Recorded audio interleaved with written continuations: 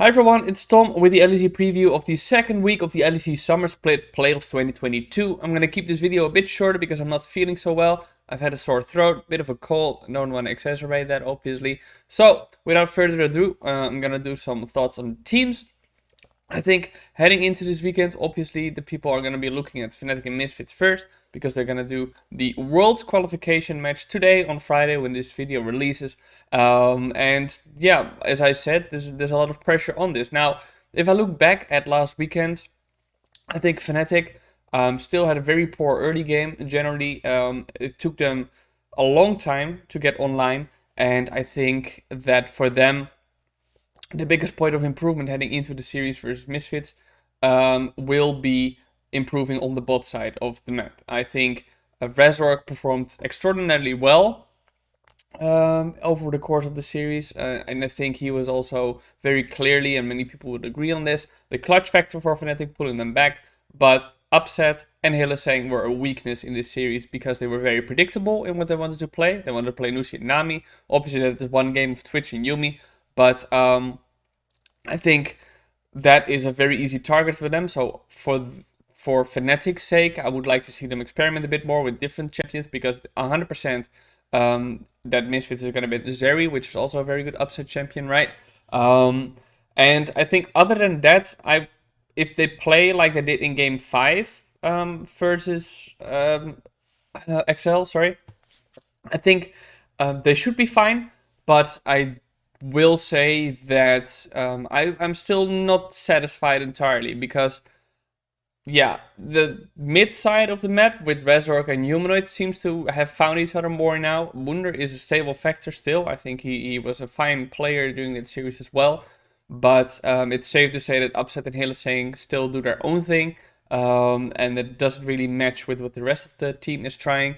So Fnatic seems to have shifted the identity a bit more to play around mid rather than bot.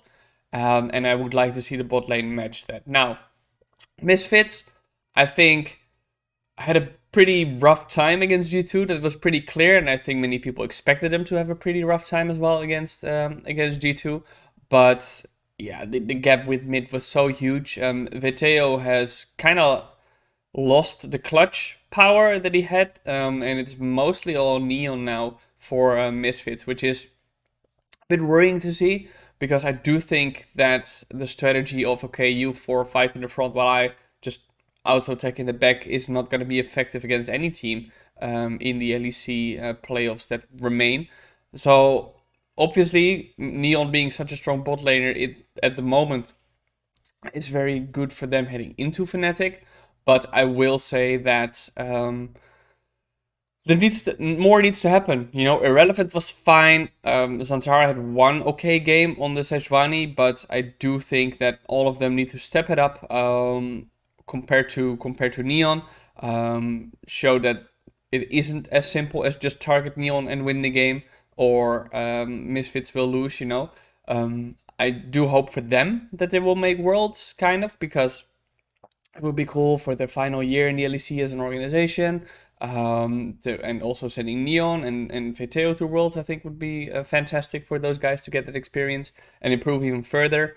But at this moment, I have a hard time seeing what Misfits can do to diversify their play and to throw a curveball at their opponents, because it seems to be the Neon show, which is not going to be as successful against every team and going forward, right? Teams are going to figure it out, especially veteran players that Misfits will only have to face from now on. So, Mad Lions lost their series against Rogue.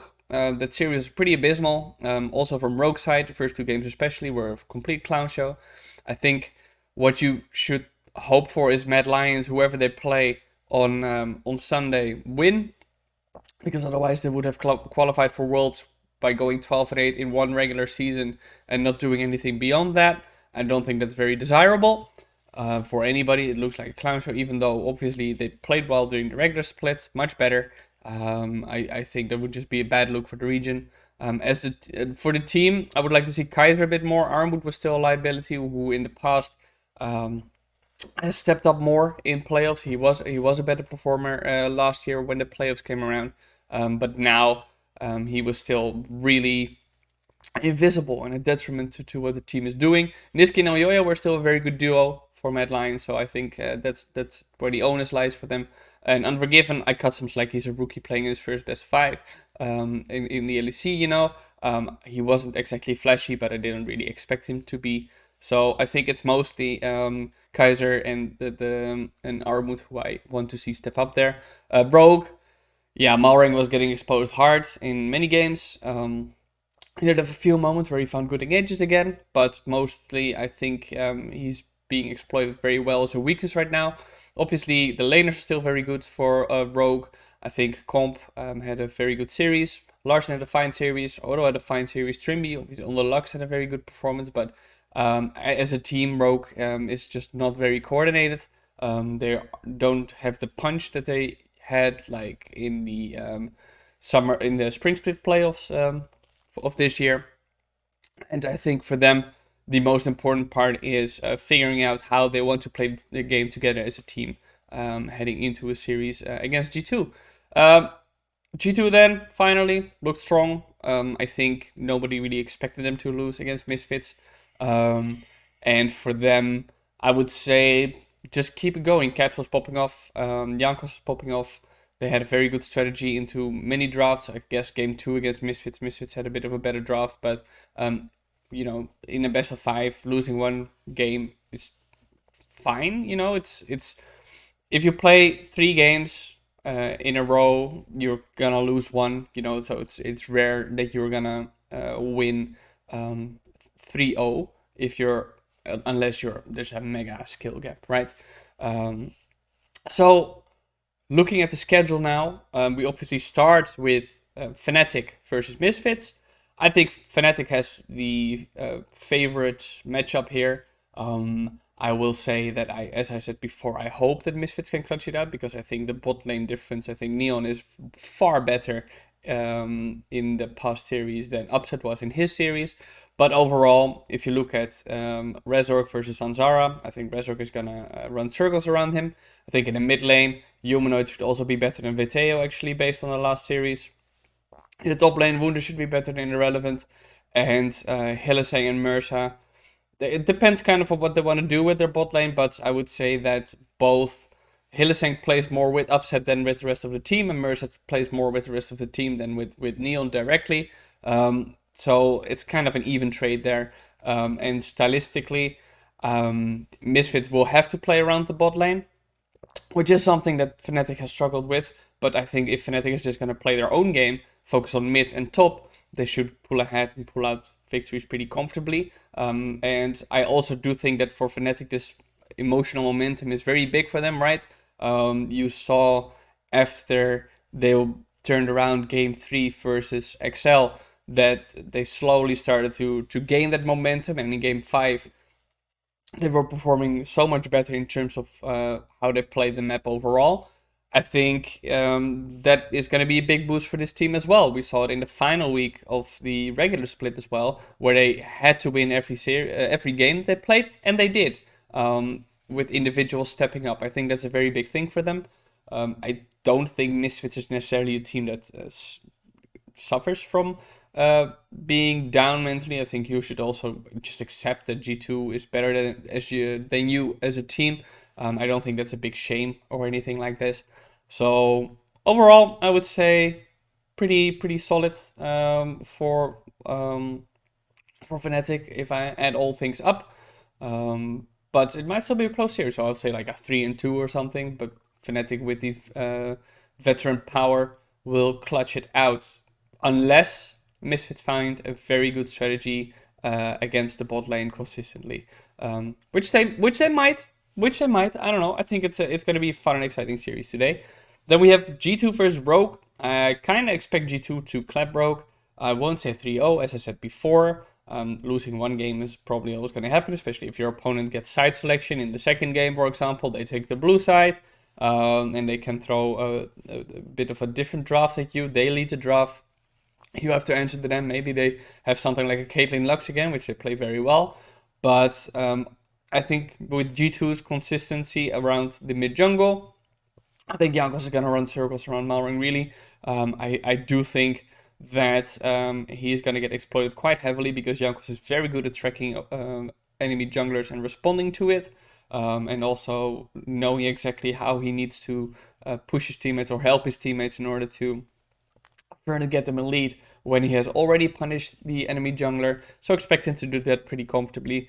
And yeah, I don't know, for Rogue needs to change so much compared to what they did against Mad Lions in terms of not necessarily draft. I think the draft was fine. But in terms of how they play together as a team, what Malrang does in the early game, because you're not going to be able to consistently punish a player like Caps, a bot lane like Flacket and Targamas, or somebody like Broken Blade. They are not going to be caught out for you consistently enough for you to acquire a lead that you can snowball. So that is not necessarily a concern, but I think just how the cards are stacked at the moment. It's good for G2. Maybe it is a bit of a concern in the sense that I obviously want G2 and Rogue to be the two best teams. If you make it to the upper brackets, then you should be the two best teams. And if one of them just plays poorly, then that's not a very good sign for the region. But yeah, it isn't any different. So we just have to live with what we get, right? And then obviously on Sunday, it's a bit hard to predict. Mad Lions versus either Fnatic or Mad Lions versus Misfits. I think versus Misfits, Mad Lions will have a very good opponent to beat. As in, should be relatively easy. As I said before, the mid jungle of Mad Lions is very proactive and very good at punishing opponents through pushing in the lane and then roaming together. That's been a trend for them for most of the split, actually. But I don't think Misfits is really going to have an answer for this. I think Zanzara is a reactive jungler. And I think the proactivity of the mid-jungle duo of Mad Lions is just going to be better than they are. Maybe one weird way that Misfits could throw everything, throw all plans overboard and go for something different is maybe put Irrelevant on a carry and try to carry through a top lane, exploiting Armut's weakness. But then I would say that it's pretty likely that Mad is just going to be stable enough in the bot lane and in the mid lane for them to play through those sides and balance it out. And with they have better coordination, I think, in the later stages of the map. Misfits is good at the mid game, but they aren't exactly great at the late game. So I do think that Mad Lions is better at that, because Mad Lions also isn't very good at the mid game, but they're better at the late game. So I do think that they would win that series. If it's Mad versus Fnatic, then the mid jungle duo is going to be very exciting, because it's Razork and Humanoid versus Niski and Elyoya, obviously. That's going to be a very even match. I think Fnatic should try to play to the top side as well there. And they are a team that are actually capable of doing it, while the bot lane holds their own more. At the same time, I can also see Mad Lions trying to exploit the unflexible state of the Fnatic bot lane. So I do think Mad Lions is favored in both of these series. Maybe if they play Misfits, it's going to be a 3-1. Maybe against Fnatic, it's going to be a 3-2. It's also kind of a bit fed by, I guess, the desire to see Mad Lions live up to what they showed us in the regular split again. I will say Fnatic, if they win against Misfits, they're only going to have more of that positive momentum. And I think that is definitely something that can carry them very far. We saw it last year when they made a lower bracket run all the way to the grand finals. And they might just well do it again. So it's going to be a close series if it's going to be Mad versus Fnatic. But I do expect Mad Lions to come out on top there. And those are my thoughts for this weekend. As I said, it's going to be a bit shorter than the last one, because I'm not feeling so well. Hope you still enjoyed it. If you like this video, don't forget to like and subscribe. Let me know in the comments who you think is going to win, and stay tuned for more content.